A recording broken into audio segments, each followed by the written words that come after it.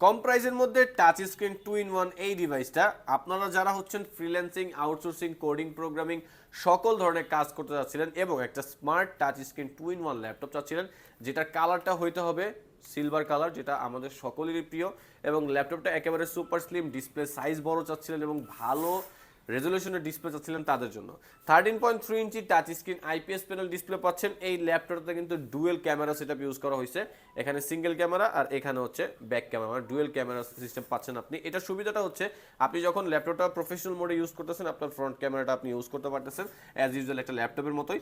যখন আপনি এটা ট্যাবলেট মোডে সুইচ করে কাজ করবেন তখন আপনি ব্যাক ক্যামেরাটাও একটা মোবাইল ফোনের মতো কিন্তু ব্যাক ক্যামেরাটাও ইউজ করতে পারতেছেন।